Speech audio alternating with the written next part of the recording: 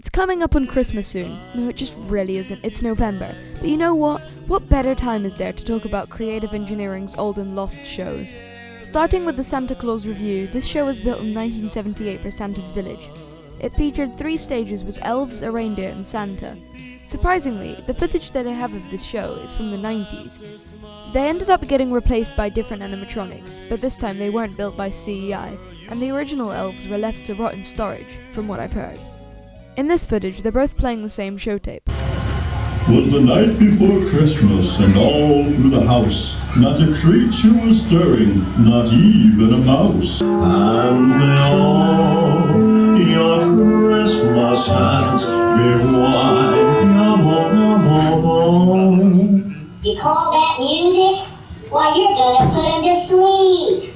Well, I guess you could do better. Christmas without me, you'll be so blue, thinking about me. Jingle bell, jingle bell, jingle bell rock. Jingle bell round the town, mix and mingle in the jingling beat. Well, prime's the jingle bell, that's the jingle bell, prime's the jingle bell rock. Watch out, here's tonight in a one-horse open sleigh. And of course, what closer is there to Christmas than the fucking Confederacy? The Confederate Critters band is an animatronic show which performed at Magic World in Pigeon Forge.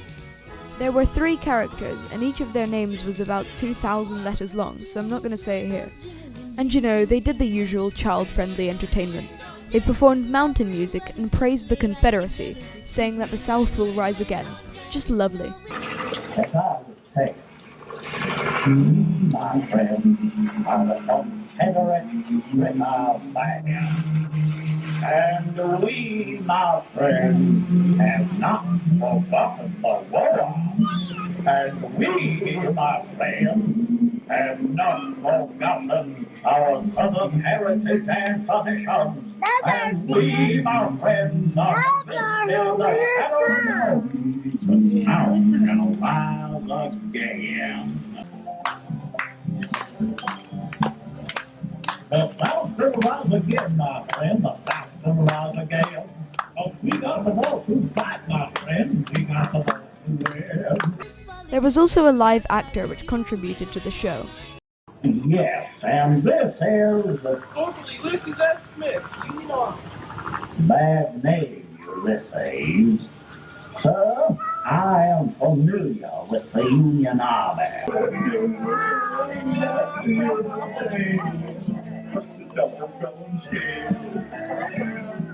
Here's a picture I found of them on the theme park map.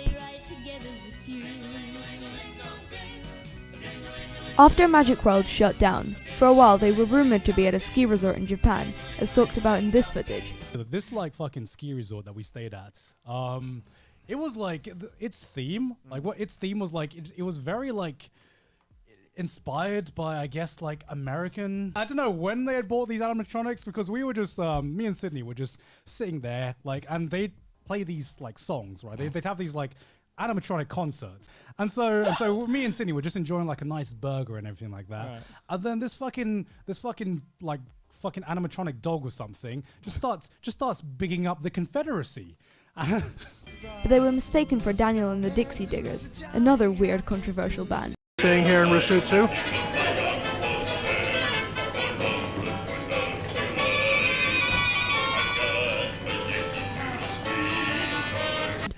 Currently, they're with a private collector in Tennessee, and there's been no info on them since. The black bear in the middle, seemingly the leader of the 3, was a retrofit of the next character, Friendly Freddy. Friendly Freddy was Creative Engineering's first fully animated character, and an incredibly influential animatronic. He was found sometime in the 2000s, and seen again on eBay in 2001.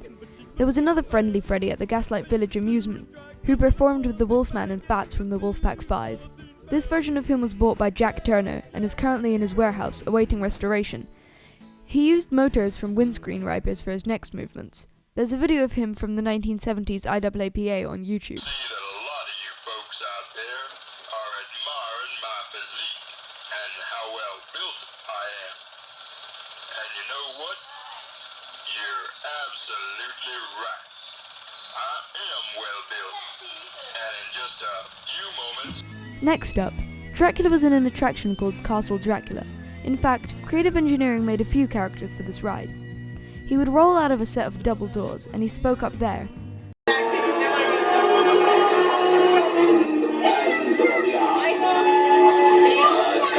Dracula, you will see your reflection disappear in the mirror of death. You will see torture chambers and dungeons and human sacrifices. Then, if you dare, ride in a sea of human blood deep beneath the castle floor. The audio was purchased from creative engineering and is up on the internet now. Eventually, Dracula broke down, but he was sometimes pushed out as a static prop. In the castle's final years, Dracula was kept indoors and he eventually completely broke down. There were also heads on plates and Shamron, a huge demon located at the end of the boat ride. Audio for these is also online. The attraction closed down due to an arson attack caused by a few teenagers, ruining pretty much everything. Pictures of the aftermath of the fire show nothing but a hole where the Dracula animatronic once stood. Shamron managed to be saved, but no pictures of him have since surfaced. A Jersey Shore landmark has burned to the ground. Chopper 10 over what was Castle Dracula in Wildwood. You can see now it's just a pile of burnt rubble. The famous haunted house has been a boardwalk mainstay since the 1970s. Castle Dracula sat along the Wildwood Boardwalk on Nichols Midway Pier. That's right at the end of the Cedar Street. Two teenagers who were caught leaving the scene are now, we are told, in police custody. NBC 10's Monique Braxton is live on that scene now with more. Monique. Larry, it's been about 7 hours now. If you look just over my shoulder, you can see smoke is still billowing from this gutted haunted house. And as you mentioned, two teenagers are in custody tonight. They were caught leaving the scene by an off-duty police officer. We all have like kind of an emotional attachment to the place, so it's a little sad. Dee Dondero was a vampire for 3 years at Castle Dracula. She came back today to watch 120 firefighters from several communities battle the six-alarm blaze. It was a fun place. I met all my closest friends there. The friends I'm still friends with today for 15 years now. Anybody would want to burn the castle down. It's kind of like a landmark. It's been here for so long, ever since I was little. So it's a shame. I'm glad they caught somebody. Caught are a 15 and 16-year-old. Investigators say they face arson and burglary charges. It's my understanding that they have confessed that they broke into the rear of the building, worked their way towards the front, and some way or another ignited the fire. But Chief Conrad Johnson isn't sure of what ignited the fire that's still burning 7 hours later. It collapsed down onto the ground level, beach level, and there's a lot of fire down below that collapsed material now. We're just having a difficult time getting to that. Firefighters are working in an area once known as the Tunnel of Love. When the Nichols family built Castle Dracula in the mid-1970s, it soon became the Dungeon Boat Ride, had been Wildwood's oldest working ride. Now it's burned debris that cannot be replaced. Most of the artifacts and props that were in there were made by people who are not even living at this time. Most of the molds that were in the top building that were put away for safekeeping are now gone, so it's actually irreplaceable. And Angelo Nichols told me that he expects to build a deck out over the area this summer. He also says he will probably lose about $400,000. Live in Wildwood, Monique Braxton, NBC 10 News. One of CEI's first animatronics was Willie Wabbit. He was an animatronic rabbit that was in an airport in Florida. He was used to advertise Mystery Funhouse. I'm Willie Wabbit, a friend of the wizard at the Mystery Funhouse. He wants me to invite you out to a scarifical, fantastical visit while you're in Orlando. Aaron had the idea to use animated characters for advertising purposes, and Willie is the first to do so. According to Aaron, he would play a random audio, saying, He's got a computer inside. The computer selects from various numbers of messages which he is capable of producing. And so it's pretty random. You never know what he's going to say next. His whereabouts are now unknown. That same video shows another character produced by creative engineering. That was this ghost that took his own head off, and he was sold to a carnival owner, I think. And that's pretty much all the more obscure creative engineering bots that I can cover in one video. I genuinely didn't know about some of these until lately. I wonder what other CEI bots were made that we just have never seen yet. Either way, thanks for watching, and please subscribe if you got that far and enjoyed.